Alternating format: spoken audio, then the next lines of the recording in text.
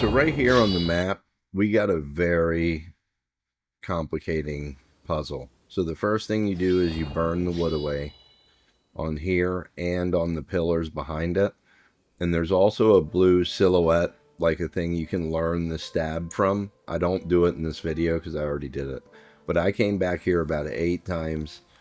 And at the end, I can give you the best advice I can after several failed attempts, what actually did end up working for me. I've conquered a lot of puzzles before I came back and finally conquered this one. That's how difficult it was for me, at least. So the idea is you stab it and then you move it left or right to move these up and down.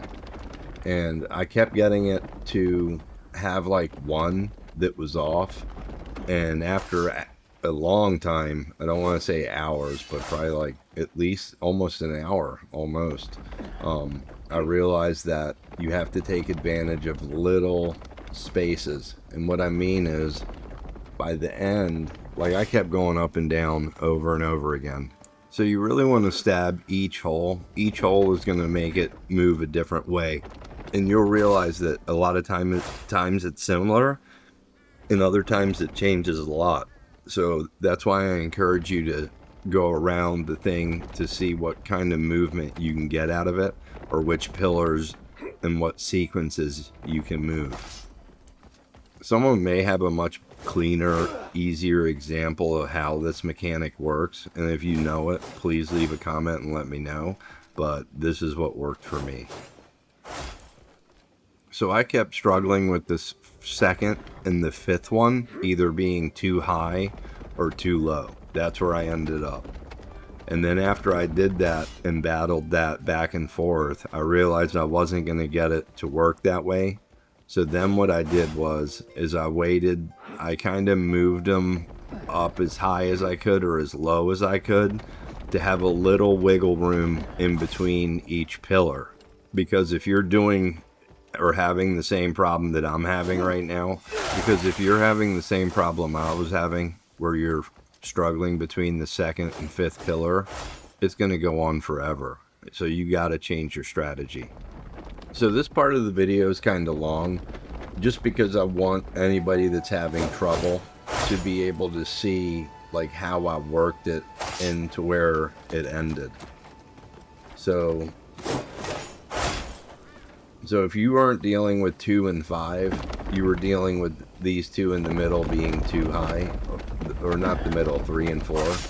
So what I did was, I pushed all 4 a bit higher, and then my strategy was to slowly move them down to fit. Now I wish I could tell you more of the concept, like which ones exactly, but I saw it change so randomly I don't even want to begin to possibly mislead people, and I don't even know if yours would be a little different than mine was. But this strategy worked for me. I just slowly realized that I could leave a little wiggle room in between and slowly inch them down, even if it wasn't a perfect selection of pillars to move.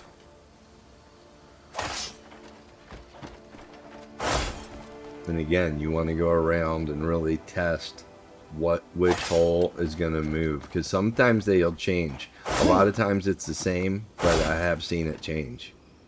Like there were times I've seen one, meaning one pillar to move at a time, and then there were times I didn't see that at all.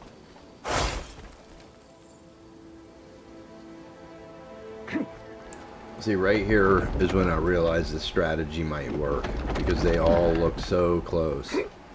So I tried to push it to the limit to where it would just change, and then I eventually got them all down.